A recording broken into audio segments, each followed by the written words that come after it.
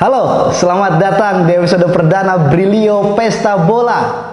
Jadi, Sobat Brilio, menjelang Piala Dunia 2022 ini, kita akan bikin konten video-video yang membahas pertandingan-pertandingan yang ada di Piala Dunia 2022 dan juga membahas fakta dan juga topik-topik unik yang ada di Piala Dunia tahun ini.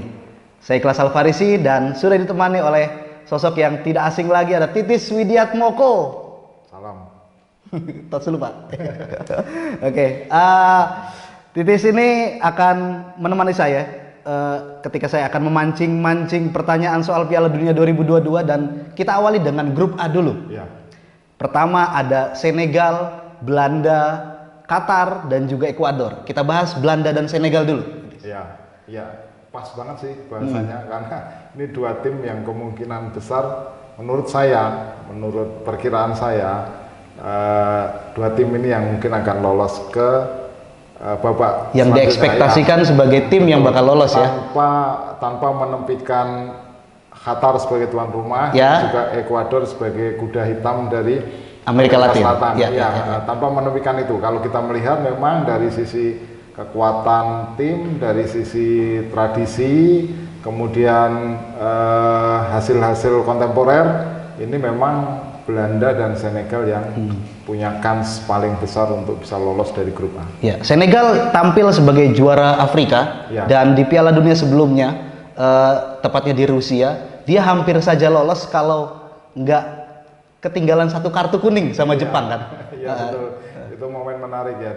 Dan Afrika itu 4 tahun lalu tragis ya, karena semua 5 tim yang mewakili benua hitam waktu itu tidak ada yang bisa lolos ke putaran knockout 16 besar. Gugur. Jadi mereka semua gugur di putaran grup. Nah, ini sebenarnya kesempatan tahun ini tuh ada kesempatan untuk membalaskan rasa sakit yang didapat Afrika 4 tahun lalu ya di Rusia ya. Kita melihat juga Senegal ini dia punya track record bagus juga di Piala Dunia ya. 2002 kalau kamu ingat waktu itu saya masih Faris ingat ya, dia mengalahkan Prancis ya. Betul.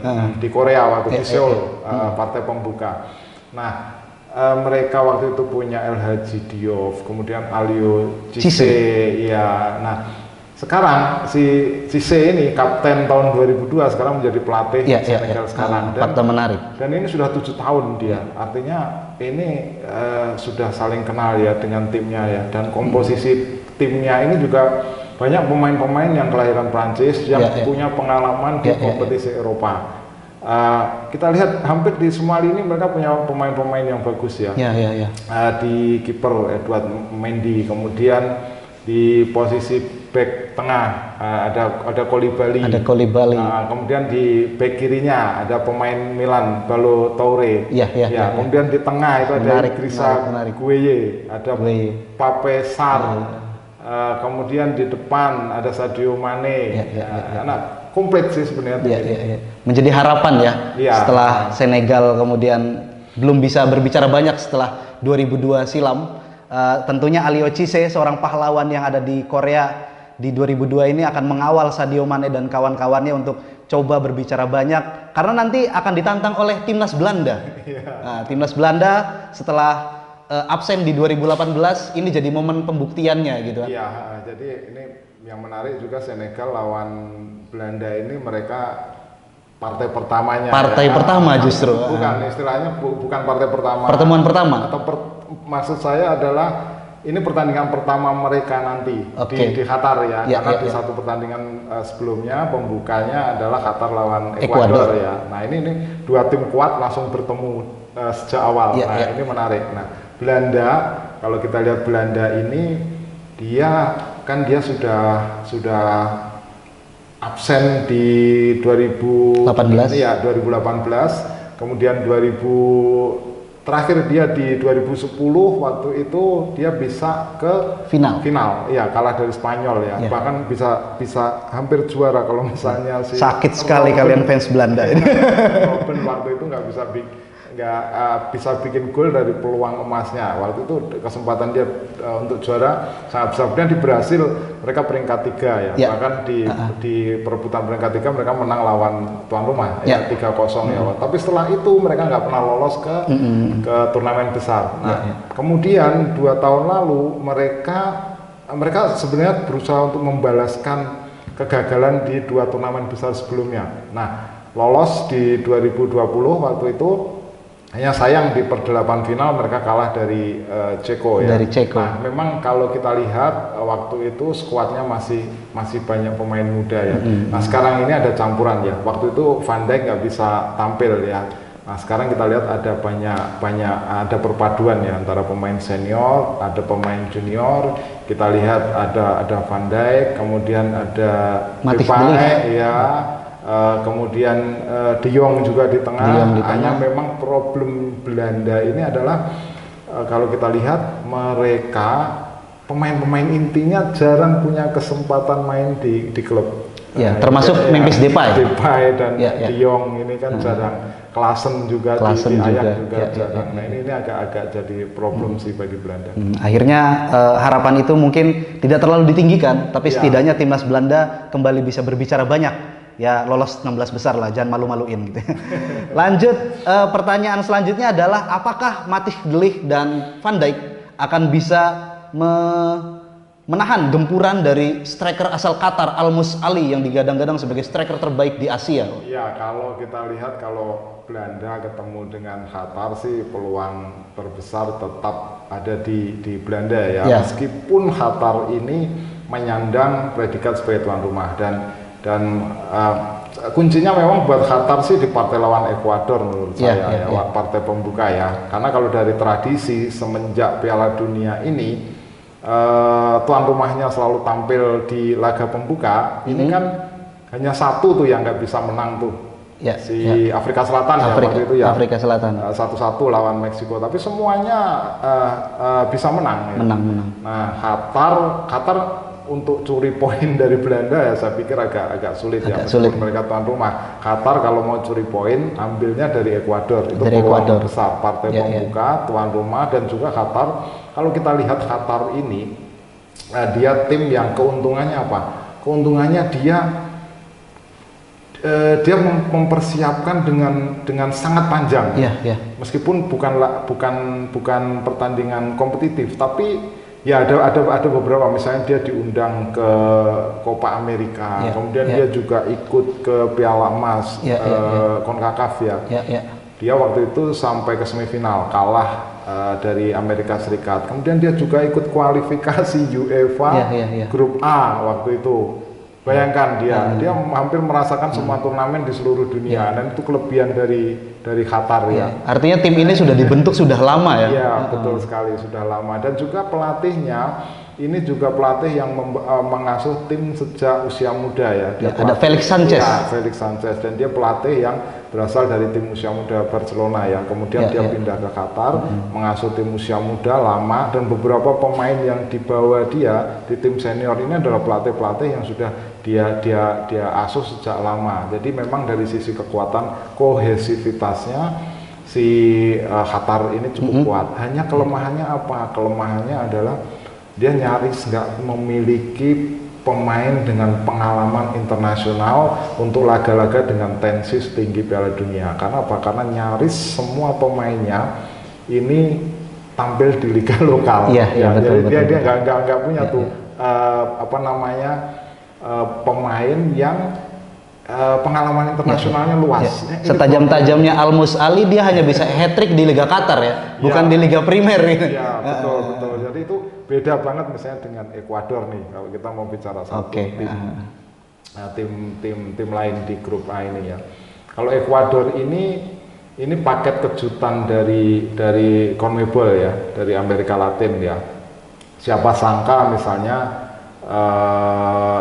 Ekuador ini bisa melewati Paraguay, kemudian bisa menyisihkan Kolombia, bisa menyisihkan Chile. Ya, bahkan Kolombia dia kalahkan 6-1, Chile juga dia kalahkan 2-0 di kualifikasi.